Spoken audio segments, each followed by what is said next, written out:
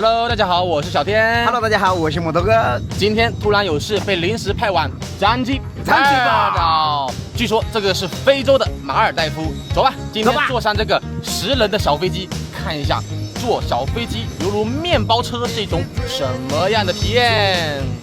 哎呀，摩托，You drive？ 拜拜。直接坐上副驾了。摩托 man，You drive airport？ Yeah。OK。Okay.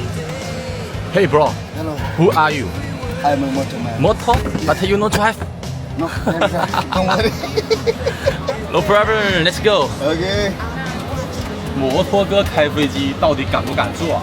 现在正式起飞啦！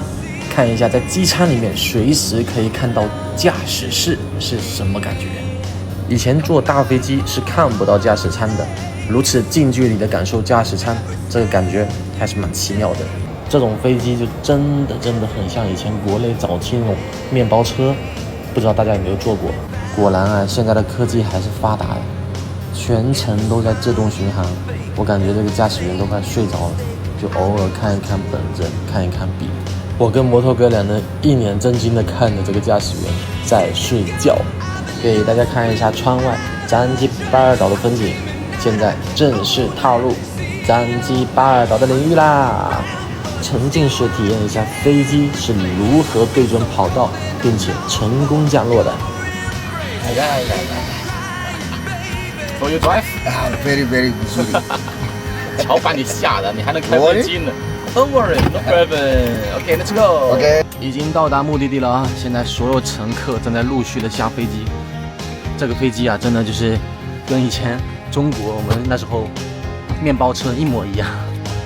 这个过道侧身而出，然后后面就是放置行李箱的地方。从摩托哥变化飞机哥，没错，今天这辆飞机就是摩托哥驾驶的哦。到了，从达列萨拉姆到詹基巴尔目的地，走吧。你是蒙朱里You see? Yeah, 蒙朱里 ，Don't worry。此时此刻，看着一个单人小飞机，而它的身后是一个300人的大飞机。这个比较起来，我真的不知道该怎么形容啊，非常夸张。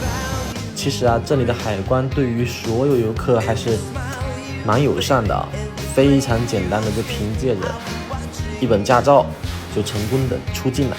这个啊，就是今天来接机的车。走吧，上车。Welcome, bro. 咖喱布。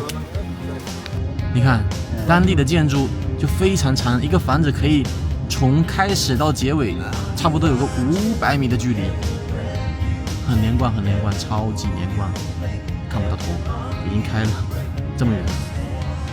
路边好多摆摊的这个小贩，各种卖衣服的、卖鞋子的。